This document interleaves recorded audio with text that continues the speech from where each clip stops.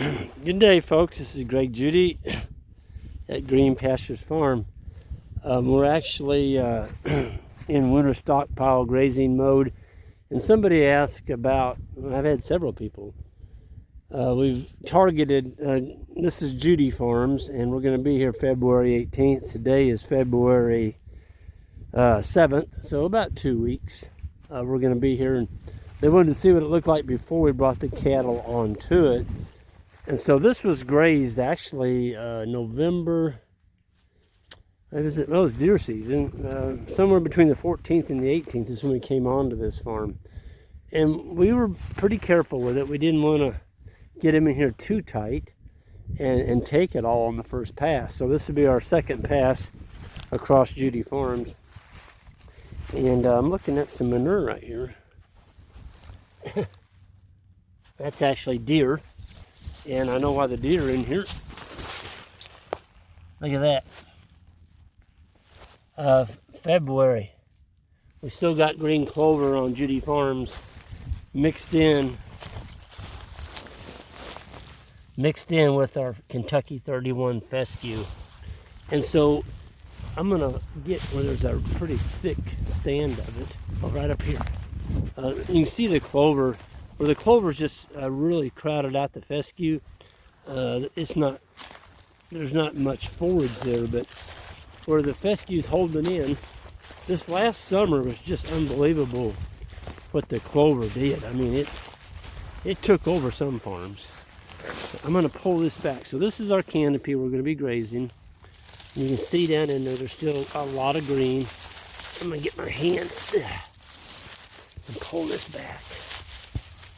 It's cold out here. It's not as cold as it's going to get, and we're talking -1 here pretty quick. There's still clover down in there. It's still green. That ground's froze good, though. That's all earthworm castings, folks, right there on top. This stuff right here. That's all castings, earthworm castings. So we're going to be bringing the cattle onto this farm, and we got 375 head, and I think there's 140 cows. There's the bulls won't be coming, so we won't have 370. We're going to have 375 minus 80, so it'll be at 295. Is that right? 295 head in here. The bulls are going to stay behind. We're taking them out so we don't have to worry about calving in the wintertime. Folks, it's working really well. We haven't had a calf this winter from our cow herd in December, January, or February. There was one that calved. It was a heifer that we bought. And so by taking the bulls out March 1st, and then we don't put them back in until July 1st, it's working. We haven't had any calves, and I love it. I don't want to calve -1 temperature.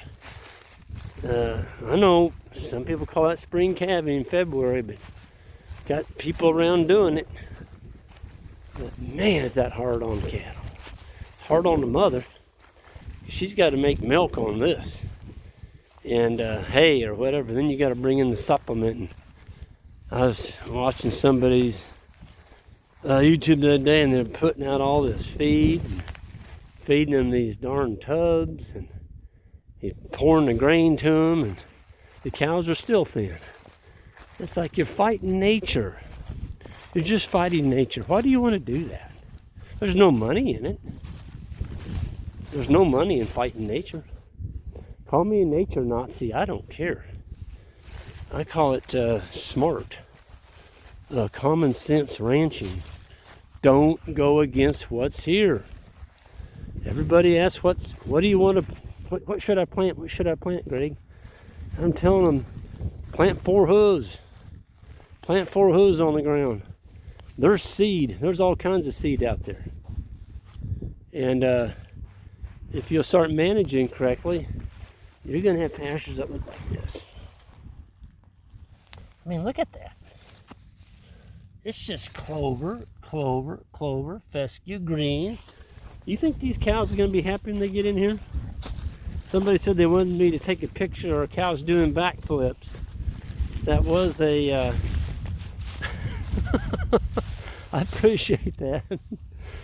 But I probably won't get that picture for y'all. But I can guarantee you this much. They're going to be running with their tail sticking up in there. They're going to be so happy to be in here. Because this is a whole lot better than any kind of hay that's ever made in Missouri. So you can see we've got hay put out here. This was brought in August, July and August.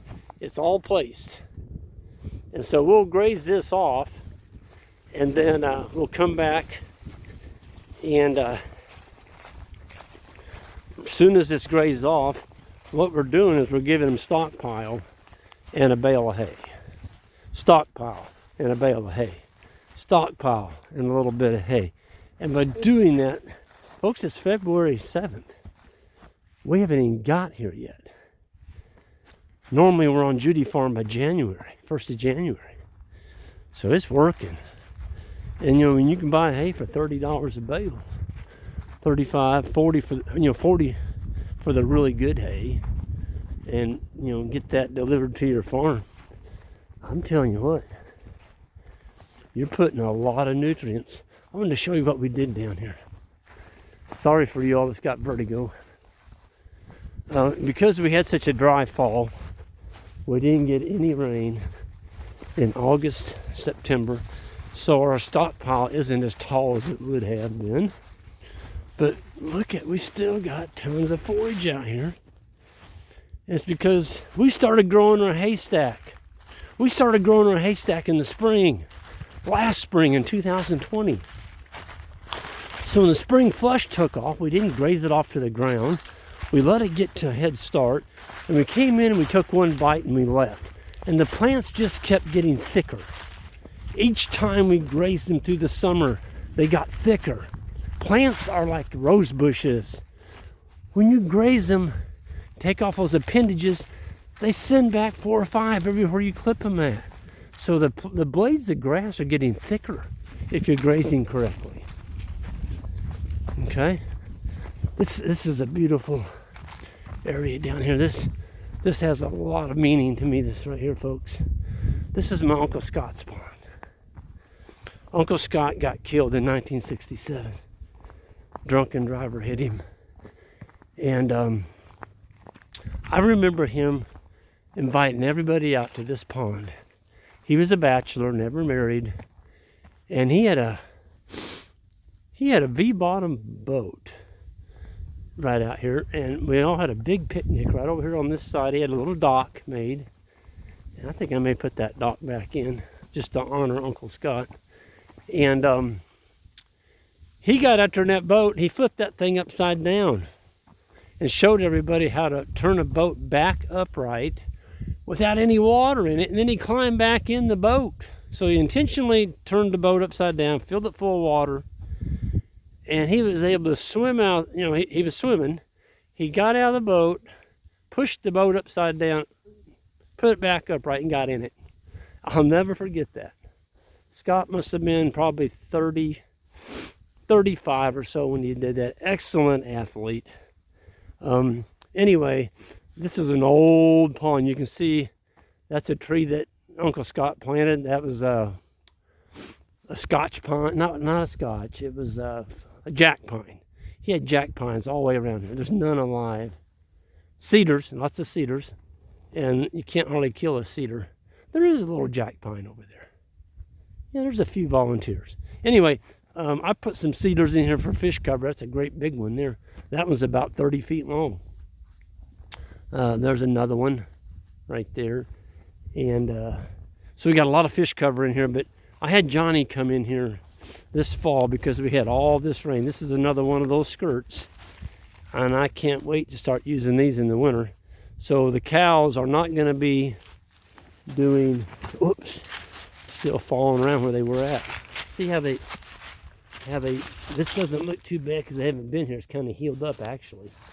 But in the winter months, folks, they can destroy your pond banks. Just destroy them. So we've got 12-ton of 6-inch rock under here, and then 12 tons. This was actually some inch clean that I had that I was going to put on a tire tank, and I stole it. It was right across the ridge over there on a little pond that we've decided not to put a tank on, so we just brought it over here. So there's about 15 ton of 1-inch rock here, and it worked out really well. We don't have our skirt on it yet. As far as our electric wire around it, we don't have the PVC pipe on it. We just ran out of time. But we're going to run a wire around this. We're not going to let them tear those banks up. We just fixed that dam. Muskrats got into it and had some burrows in there, so Johnny came back and put some dirt on that dam. We're going to keep them off of that, get that healed up. We already got hay on it and seed.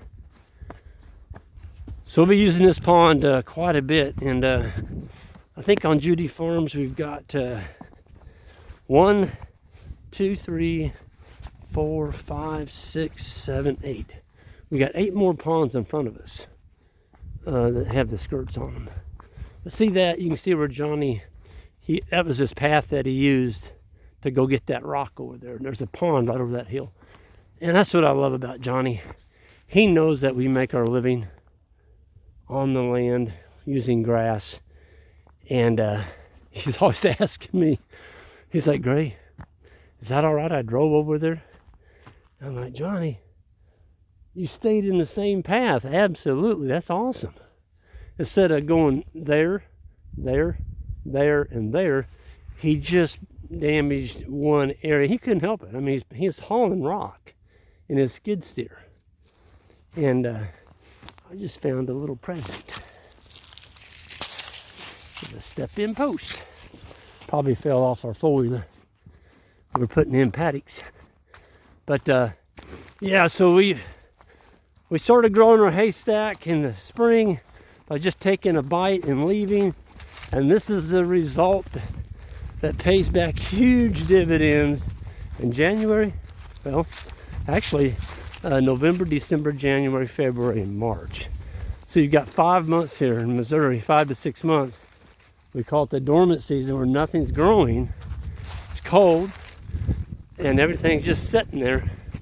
What if you had a farm covered with this? Folks, there is a ton of feed out here. I mean, a ton. I mean, there's some Oakleys here, but look at all the grass in here. It's just, makes me drool.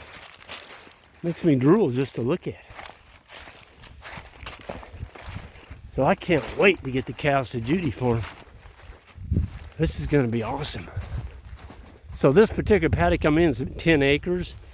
We'll give them this 5 in the morning. There'll be a polywire coming down this ridge so they can use that rock skirt to drink from. And then we'll give them that 5 acres at night. But before we give them this 5 acres, we're going to unroll 3 bales over there on those ridges. So we've got the hay already located there. And so we're going to take that carbon and we're going to roll it out over that landscape. But folks, we never roll out the hay on good stockpile. Graze it. Get the stockpile, and don't take it all. Don't take it all. You got to leave the ground covered. Okay, you got to leave it covered. If you take it all, you're not going to catch any rainwater. It's going to hurt your spring growth by 2 to 3 weeks, and it's going to. You might actually even get a little erosion because you took too much ground cover. Folks, your farm should have a litter bank on it, and that litter, it needs to look like this. I mean, it will start growing for you, folks. Build it, and they will come. All the soil critters, all the microbes, it'll all come. But you've got to feed it. And if you got this illusion that you're wasting it, I had a guy on YouTube the other day. Oh, I'd never unroll hay. You're just wasting it. Am I? I don't think so. I mean, look out across this landscape. There's thousands and thousands and thousands of cow days out here that just grew because we did, if you want to call it that word, I'll use it because he used it. If you want to waste a little grass, this is what you'll get. So we prefer to call it feeding the soil. It's not waste. You're feeding the soil. So I'm going to end with there. I'm about froze. Gosh, it's getting cold, and it's getting colder by the minute. The snow's up at north of us. It's coming this way, and we're going to be a white landscape, it looks like, for the next 2 weeks. It's not going to get any thawing temperatures. It's just going to keep getting colder. But it's Missouri and it's February. That's what we can expect. So with that, I'm going to go get in out of the cold. Everyone have a good one, and we'll see y'all down the road. Oh, hit that subscribe button on the way out. I'd appreciate it. Take care.